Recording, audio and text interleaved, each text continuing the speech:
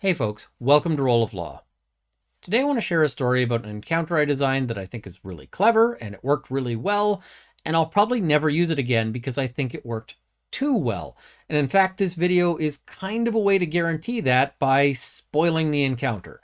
So a little bit of backstory here is this is in an adventure I designed. I call it sort of the Tomb of the Mad King. And the basic premise, the sort of storyline of this adventure is that once upon a time, there was a king who thought he was the greatest thing ever. And he was wrong because he was violent, he was cruel, he was a terrible ruler. And he built a tomb for himself that he intended to be a monument, a place to showcase his greatness after he was gone.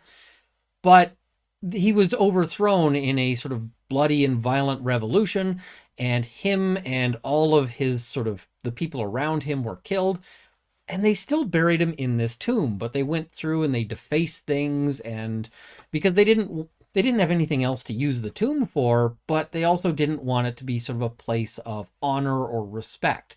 And eventually they just kind of sealed it off.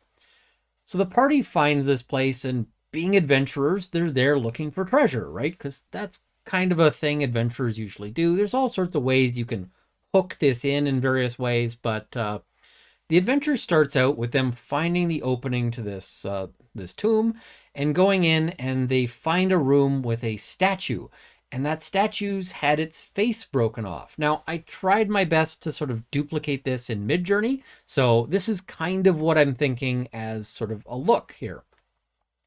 But the one thing that I couldn't get Midjourney to not do is the overhead light, because it's an underground tomb, so it's fairly dark.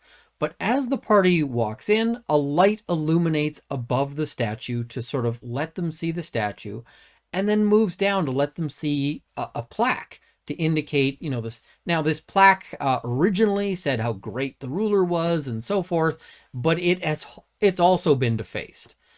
Now, this light now follows them around to provide helpful illumination as they go. Like, this is a very common video game trope where you've got, either a friendly floating light like this one to provide some illumination, or if you're playing Skyrim, there's, glowing fungus everywhere, and dungeons typically have these weird light sources. So players are kind of conditioned to accept this, and really, who's going to make a deception check or an insight check against the illumination? That's not sort of how people typically go. And you can go a little bit further and make this light really helpful. You can have it point to secret doors or that kind of thing. But this tomb has several encounters that are very nasty encounters at points. There's places where it will be quite challenging. And this is where things get tricky, because this light isn't just a helpful, friendly, magical effect. It's a will-o-wisp, which is a Dungeons & Dragons monster. It's been in several editions, and they appear as a glowing ball of light that has, they move fast, they're hard to hit. They have a sort of attack when they touch you, but they also have a power when somebody is downed and needs sort of immediate medical attention to save them. They have a power to try to kill that person and take their soul and gain strength from it, which is really nasty if people are downed. So they can also turn invisible by just turning out the light. So what this will-o-wisp does is it waits until the party is in trouble, and preferably a situation where somebody has been knocked down and is bleeding out, and then it turns out the light and tries to go after the downed people. Now, in the sense of, breaking the rules or anything like that, this is a perfectly fair encounter. It's fair in the sense that the will-o-wisp is, you're just using its ordinary stats. You're not fudging anything or anything like that. The party has opportunity to be suspicious of this thing. They can be like, hey, why is this light following us? They could kill it before it gets there. They're just conditioned by many years of other media not to do that. And the problem is that because it strikes when the party is already vulnerable, this is basically an add-on to another encounter.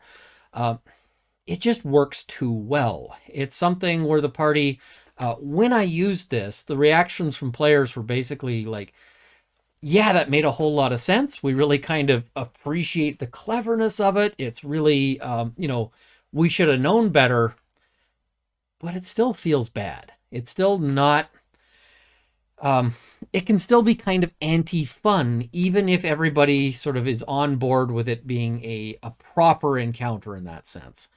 So I really, when I designed this encounter, I thought it was going to be a lot of fun to really amp up the tension.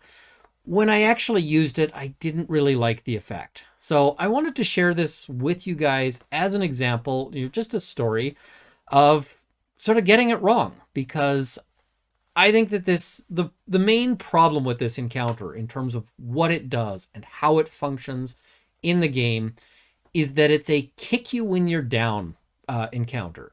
When the party is already having trouble and it's already tense, it comes in to make things worse. And it does so by basically saying, listen, you guys should have known better. You should have known better than to trust this light.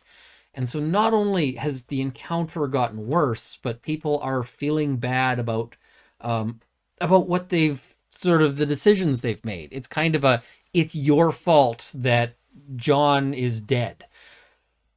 I don't like that. I don't like sort of what it did for the game there. I think that this encounter, although it was, although it's clever, it's not a good encounter. So I've run that adventure a few times since the original time I wrote it, and I've left this encounter out, or else I've just had the light as just a friendly light.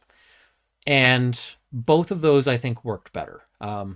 So if you want to use this encounter, it's out there.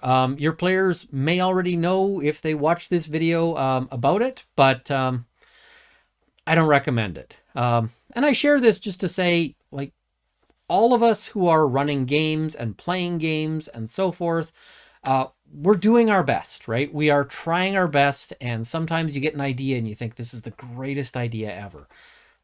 And sometimes they just don't work right. And I feel that it's important to share the stories of things that you tried that didn't work out right, as well as the ones that really worked great, just so that we can all see that we're all human.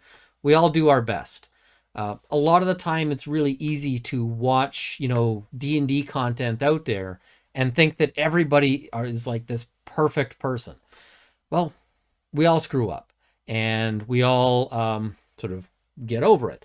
Now, you might be asking, how did I fix this in the moment? Because in the moment, I realized that I was screwing up. Well, I will tell you, the first thing I did was to fudge the initial attack, because the initial attack was the darkness goes out, and this was a party that didn't have a whole lot of dark vision. I think there was one person out of 5 who had dark vision, which is uncommon. Lots of D&D characters have dark vision these days. But so now they trusted this thing to the extent that no one else had any lights, so they were suddenly in darkness. And the person who was targeted, who was down, would have failed their save. Well, I may have fudged the difficulty a little bit downwards so that they didn't die, because I think that, in the moment I was like, oh, that's too far. And, afterwards, we sort of talked it out, discussed, okay, maybe that wasn't my best encounter. And, the players weren't upset. They were like, that was really tense. But I think there might have been a little more upset had there been a dead character there, had there been those kinds of serious consequences. People on the internet have very strong disagreements about whether it's okay to fudge, but my take on things is that if you realize that you screwed up and you made a mistake, sometimes it's the only way to go. And that's kind of my thoughts on that. Anyway, thank you guys for watching. I just kind of wanted to share this story with you. I think it's a bit of a fun story and a bit of an interesting one, hopefully. Let me know in the comments below what you think. Do you think I was, making a mistake by fudging it, or just, fixing a mistake? Anyway, thank you guys for watching. See you next time.